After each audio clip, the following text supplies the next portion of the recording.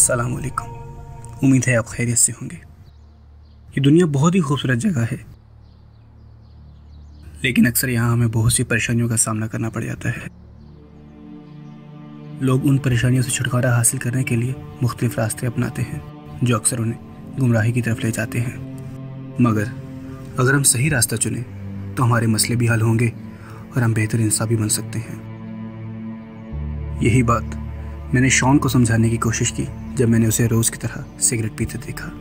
मैंने उसे समझाने की कोशिश की कि यही शौक लोगों की आदत बन जाता है और वो अपनी ज़िंदगी तबाह कर लेते हैं। मगर वो ज़िद्दी अपनी बात पे अड़ा रहा और कहने लगा इससे वो अपनी परेशानियां भूल जाता है।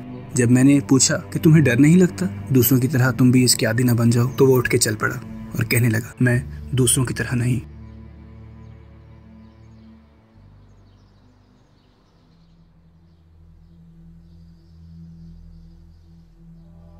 अगर आप मुझसे ये सब होने से पहले पूछते कि क्या मैं वो जहर चखना चाहूँगा तो मैं आपको बेवकूफ़ समझता।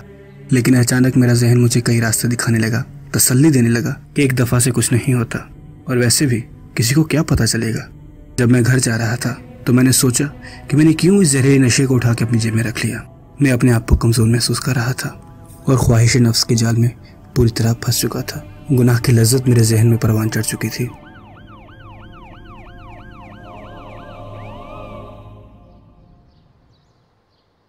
और बस अगले ही पल में पकड़े जाने का डर और अपनी नौकरी और ज़िंदगी से हाथ धोने का खौफ हर लज्जत और ख्वाहिश पे गालिब पड़ गया।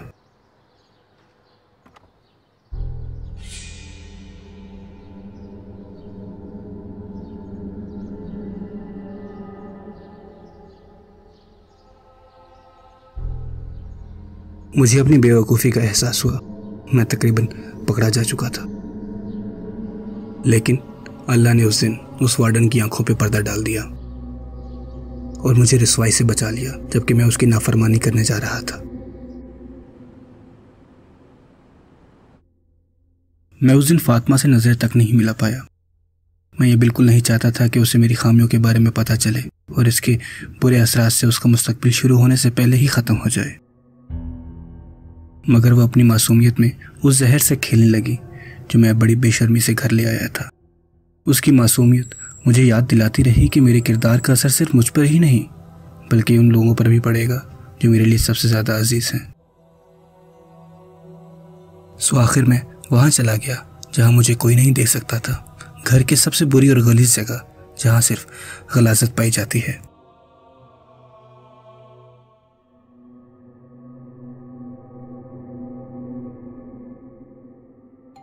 और अल्लाह ने एक दफ़ा फिर मुझे गुनाह करने से रोक दिया। इस बार ये मेरा पड़ोसी जॉन था,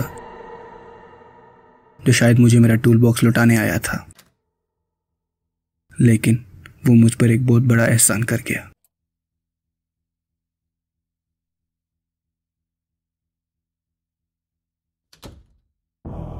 अजीब बात है, मैं इतना गाफिल कैसे हो सकता हूँ कि मैं इतना बड़ा गुनाह करने जा रहा था। ऐसा महसूस होने लगा जैसे मेरा रब मुझे ये एहसास दिला रहा हो कि किस तरह मैं आहिस्ता आहिस्ता शैतान के जाल में फंस रहा था, कि ये ज़रूरी नहीं मेरा नफ्स गुनाह की तरफ मुझे राग़िब करे और मैं वो कर गुजरूं। वो मुझे देख रहा था और बार बार मौका दे रहा था रुकने का, जबकि मैं उसकी नाफरमानियां करने की कोशिश कर रहा था। ये मैं क्या बनने जा रहा हूँ? मैं ये क्या कर रहा हूँ? मैं किसे नुकसान पहुँचा रहा हूँ? किस चीज़ से दूर भाग रहा हूँ? मेरा मुस्तकबिल क्या है? मैं कब गफलत की नींद से जागूंगा?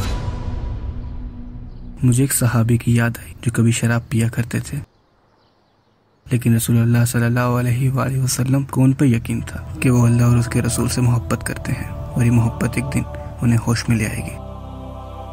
मैंने उस बारे में सोचा जो तुमने मुझे कहा था।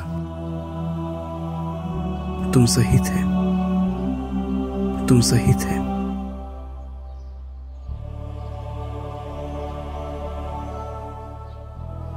मैं दूसरों की तरह नहीं।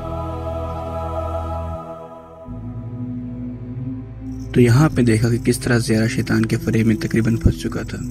शैतान आपके सामने गुनाह को किस तरह पेश करता है। क्या आपको लगता है कि आपकी परेशानियों का वाहिद हल है, लेकिन दर हकीकत वो कुछ ही देर का मजा होता है। फिर वो हमारी ज़िंदगी भर का सबसे बड़ा मसला बन जाता है। हमारी ज़िंदगी का मकसद यही है कि हम अल्लाह की नाफरमानी से बच जाएं, उन गुनाहों से बच जाएं जो हमें खुशनुमा नजर आते हैं, लेकिन वही हमारी ज़िंदगी और आखिरत की तबाही का सबब बनते हैं। और जब हम नशावर चीज़ों की बात करें तो आपने कितने लोगों को देखा है कि उनकी ज़िंदगी नशा करने से बेहतर हो गई। लोग एक ड्रग से शुरू करते हैं और फिर दूसरी और फिर लेना शुरू कर देते हैं, क्योंकि एक ड्रग से वो मुतमईन महसूस नहीं करते और वो कुछ हासिल नहीं करते सिवाय दुनिया और आखिरत खोने से।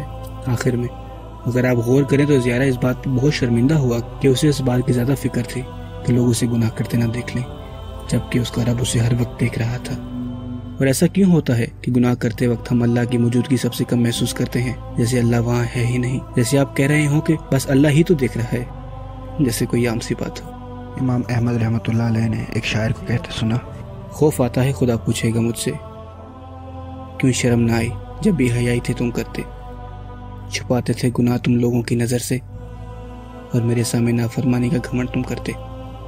तो हमें चाहिए कि खुद को हम ऐसे मेयार पे ले आएं जहाँ हमें अल्लाह के सामने वही शर्मिंदगी महसूस हो, चाहे हम तन्हाई में हो या लोगों के दरमियान, जब हमें मखलूक की नज़र से कई ज़्यादा खालिक की नज़र की कदर हो।